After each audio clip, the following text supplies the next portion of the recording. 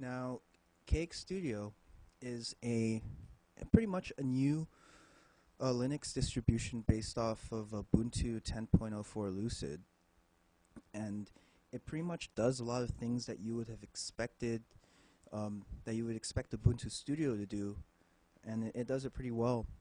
For instance, it comes with jack and pulse audio installed side by side and also working in harmony. What I thought was really great was the first time I booted into it, both pulse audio and jack were running. Pulse audio was synced into it was synced. Right now you can't see it there because I restarted a session. But if I just open a terminal, right quick, it comes with pretty handy command line utilities. I'm not a big KDE user, so I'm sort of finding my way around here, but I want to increase the size of the text. So there's this program called Pulse Jack, and initiates pulse audio. And as you can see, pulse audio source and pulse audio sync have both been added, which I think is really cool. And well, in addition to Jack 2 and pulse audio, it has Lattice integration. So pretty much I'm running Lattice. This is Lattice right here, which is a session handler for audio projects. And it also comes with this cool nifty program called Claudia. Where is this? Claudia. Which what it'll do is it'll launch a program, add it to your session, your Lattice session, and also it'll create a template. It'll create files automatically, at least for the most part. I know that does it for Ardor, but I've noticed that a few of these have bugs. For instance, if I wanted to add Yoshimi, it doesn't work. So I'm just going to remove that. But I can demonstrate how it works with some other programs. I'm going to add Zenad SubFX and add a rack. So you can see those two created. And I'm going to go to Ardor, create a couple buses. It's 2 stereo buses. Click add. Now I do my routing. Zenad SubFX to bus 1 and rack. A whole bunch of stuff is already connected to it, but I don't want it to hardware playback. I want to connect it to my bus. And also I have to connect Ardor master out to my playback and also to my recording software, just master out. And let's connect my MIDI keyboard to Zenad SubFX and go back into Ardor. Options. I have to make sure that Ardor does the monitoring. So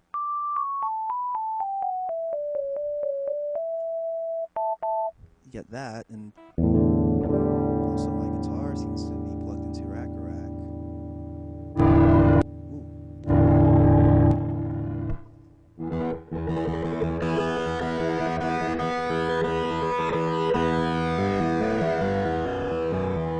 So that's pretty nifty. Also, it comes with like a whole bunch of software, and you can see inside of Claudia it lists pretty much everything. You have Ardor, Hydrogen, LMMS, non-DAW, non-sequencer, Q-Tractor, Renoise, Rose Garden, Seek24, Traverso Energy X2. You have a whole bunch of like hosts for instruments and effects. You have Calf Jack, Festige, for VST, um, InGen, JackRack, a whole bunch of stuff. I really love.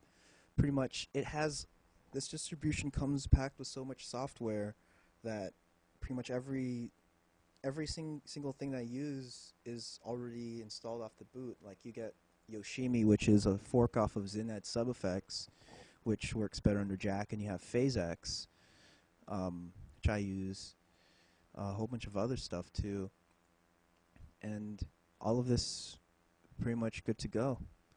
Um, Also, like this is a KDE distribution, so if you're not used to KDE, well, you don't have to get used to it because you can always run GNOME or whatever window manager you want. But you will sort of miss like some integration. Like for instance, when KDE loads, when KDE loads, it automatically has like Jack and Pulse Audio running. Well, if you want to get that functionality, there's a there's a script called KXStudio, yeah, Studio Session Start,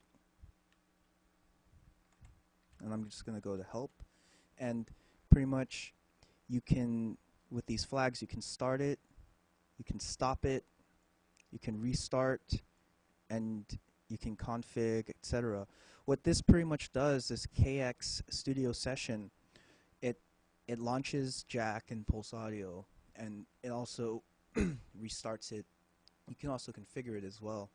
So I think that's really nifty. One of the big issues with people who are first testing out Linux for audio production is that they're really lost on how to get Jack working on these mainstream distributions that use Pulse Audio, and there are conflicts. This distribution, there are no conflicts, and you get pretty much everything that you're used to in Ubuntu is pretty much there for you.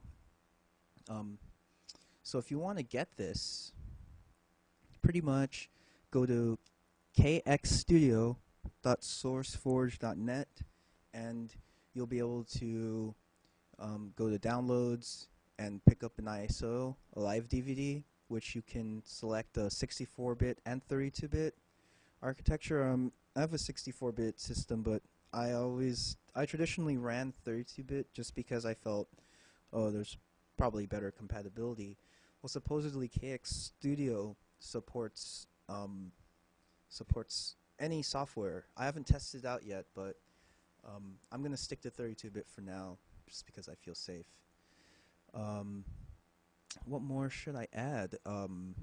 Yeah, you can, since it's based on Lucid, you can also just add the repositories, which they're listed on the website. You can add these repositories into your software sources, and you can pretty much upgrade to KXStudio or just upgrade certain parts of KXStudio that you like. It's not recommended to install this on top of an old system that has a whole bunch of software installed. For instance, I installed it over a pretty much vanilla Ubuntu Studio, which I installed a clean 10.04 Lucid, and then I installed Ubuntu Studio by adding the repositories.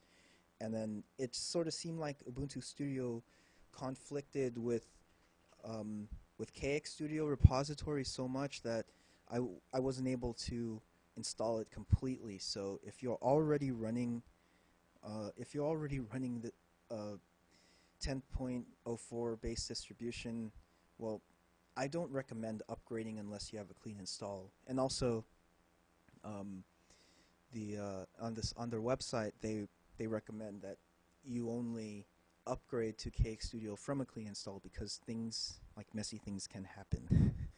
But in any case, I think it's a really great distribution. I've been using it for a few days now, and well, I like that everything that I've used is installed off the boot. Before migrating to KXStudio, I've been using Arch Linux, which I think is a really great distribution, but it's some parts of it are I consider really flaky. Like it's, when you're on a bleeding edge distribution, you sort of expect things to break. And while KXStudio is sort of on the bleeding edge because there's quite a bit of software that comes packaged that are it's taken from Git, but these are taken from snapshots, and I'm guessing that they've been tested well enough, and if there are any bugs, since it is a distribution, they clean it out over time. So yeah, I although I haven't been using this distro for a really long time, I sort of feel like pretty comfortable. Like I don't even want to upgrade any software on it because it comes with everything that I've used. So if you want to go get it, it's kxstudio.sourceforge.net. Go grab yourself a a DVD you can download and even just install it onto a USB stick. I actually plan on having a USB stick devoted to just KXStudio because it runs, like the entire studio runs off of it, and you can make noise. You can do anything you want. Just run off the USB, plug it into your friend's computer or whatever. So yeah, I highly recommend KXStudio. If you're trying out Linux audio for your first time, I you know you got to use this instead of Ubuntu Studio because you're not. I don't think you'll get too far with Ubuntu Studio because it's not integrated well enough. Ubuntu is a distribution that uses Pulse Audio, and it doesn't pull off the Jack 2 and Pulse Audio integration. So that's about it. I hope you enjoyed this review, and I'll chat with you later.